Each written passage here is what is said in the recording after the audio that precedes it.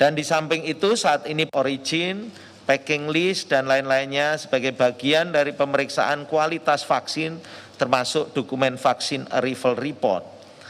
Kemudian pengisian dokumen vaksin arrival report juga dilakukan dengan lengkap dan benar sesuai dengan hasil pemeriksaan fisik vaksin. Pemeriksaan fisik barang harus dilakukan dan teliti dan cermat sehingga kita yakin bahwa status vaksin yang diterima dalam kondisi baik. Tidak ada kemasan atau isi yang rusak dan suhu selama perjalanan atau pengiriman sesuai dengan prosedur. Kalau ada barang yang rusak atau prosedur yang tidak sesuai, segera kita akan sampaikan ke penyedia vaksin dengan melampirkan vaksin arrival report-nya.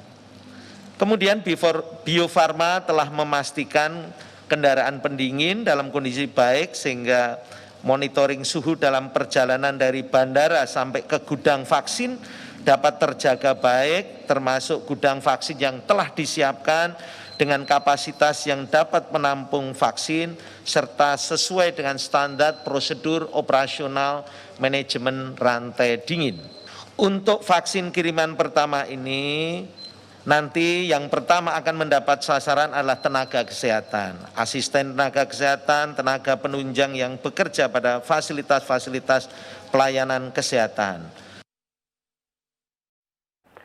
Separuh janji vaksin terpenuhi, artinya perjalanan memerangi COVID-19 di tanah air masih akan terus berlanjut. Jika tadi di segmen sebelumnya kita sempat berbincang dengan juru bicara peneliti vaksin Sinovac, maka berikutnya kita akan melihat tinjauan dari ahli kesehatan masyarakat. Langsung saja telah bergabung bersama kami, ada Pak Hermawan Saputra selaku ahli kesehatan masyarakat. Selamat malam, Pak Hermawan.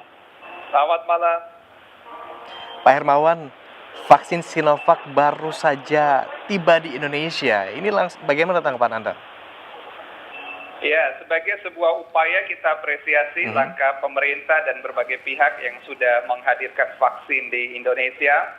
Catatan kami dari awal bahwa vaksin ini adalah sebuah upaya dari bagian upaya pencegahan kesehatan dan kesakitan ya dalam rangka kesehatan masyarakat, pencegahan kesakitan dan penyakit yang diakibatkan oleh virus atau penyakit menular. Nah, maka itu kita mengapresiasi semua langkah. Nah, hanya saja berkaitan dengan vaksin untuk saat ini terkait dengan COVID, tentu dunia ada upaya-upaya yang dilakukan berbagai negara, tetapi belum ada satu negara pun yang sudah betul-betul melakukan vaksinasi dengan hasil yang bisa dikatakan efektif. Adapun prinsipal atau distributor atau produsen vaksin di dunia, beberapa di antaranya sudah mengklaim level of efficacy-nya. Nah, di Indonesia tentu saja ini juga menjadi tantangan karena negara kita bukanlah negara dengan produsen utama gitu ya, tetapi kita bekerja sama dengan pihak lain juga.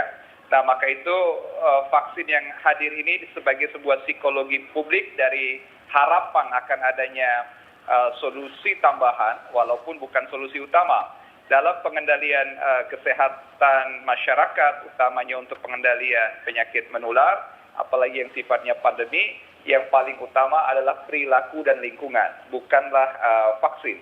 Vaksin juga bisa menambah, tetapi juga bukan segalanya. Vaksin adalah harapan, tapi vaksin bukanlah solusi untuk semua keadaan kita saat ini.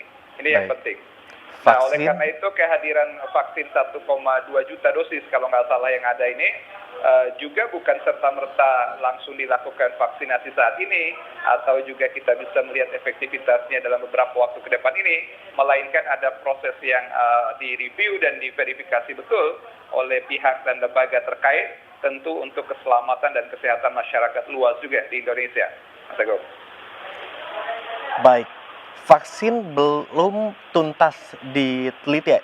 Namun apakah Anda percaya bahwa atau optimis bahwa vaksin ini akan bekerja dengan baik untuk melawan penyebaran virus corona di tanah air? Dalam situasi normal, penelitian dan juga uji klinis terkait dengan vaksin itu butuh waktu bertahun-tahun, bisa 4 hingga 7 tahun. Nah, tentu dalam suasana pandemi ini ada yang disebut percepatan ya atau akselerasi proses ya. Hanya saja tidak boleh percepatan itu melangkahi prosedur ilmiahnya. Dalam kaitan dengan clinical trial level 3, ini kan sedang dan masih ada proses analisis gitu ya, atau interim report analysis dari hasil-hasil uji coba vaksin dan belum merampung semuanya. Nah, oleh karena itu ada kemungkinan bahwa vaksin ini bisa saja masih mengandung kelemahan atau mungkin juga potensial miss proses gitu ya di dalam efektivitasnya. Tetapi harapan kita tentu BP POM nanti yang akan mengeluarkan namanya Emergency Use Authorization, maka badan kita ini yang ada di Indonesia, BP POM harus betul-betul melakukan verifikasi secara klinis, subklinis, dan juga bahkan kaitannya dengan dampak sosial dan ekonomisnya bahkan di tengah masyarakat kita. Ini harus dilakukan betul sebelum ditetapkan betul apakah layak divaksinasi atau tidak untuk dosis yang sudah ada. Tapi dari berbagai tinjauan tadi, Bapak termasuk yang optimis begitu bahwa ini akan bekerja secara efektif atau bagaimana? Kami dari Ikatan Ahli Kesehatan Masyarakat Indonesia sudah melakukan kajian dan analisis. Sebenarnya kita ini akan siap optimal itu pada pertengahan 2021. Jadi 2021. Kalau di akhir 2020 atau awal 2021 ini sangat debatable, diskursusnya masih sangat luas, terutama kaitan dengan preparing proses kita. Tentu sebelum proses vaksinasi, kita harus menyiapkan infrastruktur, bagaimana nanti vaksin mediumnya, bagaimana nanti penyimpanannya seperti cold chain, bagaimana sumber dayanya, SDM-nya, dan termasuk proses distribusinya. Dan jangan lupa, Mas Agung, ada di sini juga termasuk dalam penjaminan di kala wabah ini, apakah nanti dikenakan harga kepada masyarakat, apakah distributornya oleh pihak swasta. Kami menyarankan dari awal itu semua harus dilakukan oleh pemerintah, tidak boleh dilepas ke swasta dengan jaminan yang kalau bisa gratis, tetapi kalaupun tidak harus affordable dan terjangkau untuk semua. Dari kacamata Anda selaku ahli kesehatan masyarakat, bagaimana kesiapan berbagai lini tersebut, infrastruktur, kesiapan distribusi, apakah sudah cukup memadai begitu? Dari segi SDM, tenaga kesehatan kami tidak mengkhawatirkan ya, artinya untuk proses vaksinasi ini SDM kesehatan, tenaga kesehatan kita siap dari semua lini dan berbagai daerah, bahkan puskesmas kita itu sudah menjangkau ke berbagai wilayah ya, sampai ke pedalaman. Tetapi dari segi infrastruktur seperti tempat penyimpanan vaksin, cold chain, karena kita ketahui di daerah itu gapnya cukup tinggi ya, bahkan kadang listrik masih mampetan itu. Nah, jadi itu sangat mengkhawatirkan gitu. Dikala dosis terbatas, kemudian nanti tiba-tiba ada yang jadi sampah atau tidak berguna, nah maka ini adalah pemborosan yang harus diantisipasi melalui kesiapan infrastruktur sebelumnya. Baik, sementara kita ketahui bahwa ada kriteria tertentu begitu ya untuk penanganan atau penyimpanan vaksin tersebut ya? Betul sekali. Baik, tapi kalau kita bicara terkait kedatangan vaksin ke Indonesia, ini kan sudah menjadi semacam kabar baik begitu ya, angin segar bagi sebagian besar masyarakat di tanah air. Bolehkah masyarakat ini mulai sedikit merasa lega gitu dengan kehadiran vaksin ini? Dalam keadaan wabah dan emergensi seperti saat ini memang menjadi kabar baik ya. Ada psikologis publik, kita akan terbantu. Ibarat kata kita punya amunisi tambahan menghadapi COVID ini. Tetapi kalau kita juga overestimate, itu juga tidak, khawatirnya malah akan membuat kita kecewa. Karena pertarungan untuk mendatangkan vaksin ini bukanlah pertarungan yang biasa. Karena pada level strategis setiap negara berkepentingan untuk menjamin ketersediaan vaksin di seluruh negara untuk warganya masing-masing. Dan kalau kita lihat dosis yang ada sekarang 1,2 juta, ini paling efektif untuk 500.000 hingga 600.000 orang. Bayangkan penduduk kita itu 274 juta kurang lebih. Dan vaksinasi itu akan efektif bila 70% dari populasi yang beresiko itu tervaksinasi. Baru muncul namanya herd immunity. Dan itu adalah konsep dasar vaksinasi. Jadi kalau kita tidak mampu memenuhi kebutuhan minimal, sebenarnya ini lebih kepada artifisial. Tetapi ini yang diupayakan pemerintah dan mudah-mudahan kita bisa memperjuangkan hal itu begitu. Kita berharap demikian. Artinya dari angka 1,2 juta tersebut ini masih sangat jauh begitu untuk memenuhi jumlah.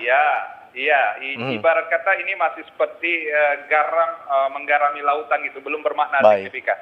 Tetapi sebagai psikologi bahwa ada upaya yang sungguh-sungguh, pemerintah juga sigap dan ada bukti sekarang kita paling tidak sebagai pilot effortnya sudah ada barangnya di Indonesia. ya itu patut kita apresiasi, walaupun belum tentu langsung vaksinasinya untuk bulan ini.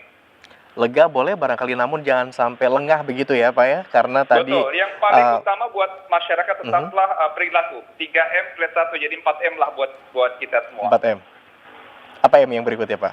M yang sudah 3 itu kan menggunakan masker, menjaga jarak, terbiasa mencuci tangan, dan satu lagi menjauhi kerumunan. Nah itu paling penting. Menjauhi kerumunan. Artinya dengan adanya vaksin bukan berarti kita ini longgar atau abai terhadap aturan protokol kesehatan begitu ya?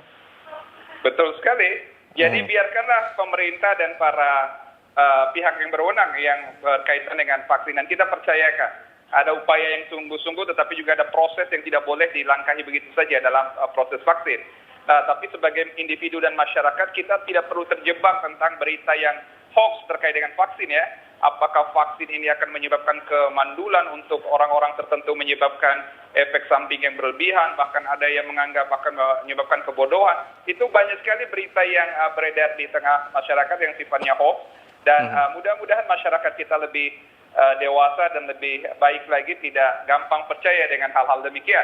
Belum lagi berkaitan dengan isu-isu kehalalan dan lain-lainnya. Kami berharap pemerintah pun sangat concern ya, termasuk terhadap tendensi bahwa COVID atau vaksin COVID ini juga harus memenuhi kadar kehalalan, dan itu harus lakukan bersama Majelis Ulama juga untuk memastikan itu. Baik, Pak Hermawan, kita harus tahan dulu perbincangan malam hari ini untuk jeda pariwara. Namun usai jeda pariwara kami masih akan kembali berbincang. Tetaplah bersama kami pemirsa di Indonesia Bicara.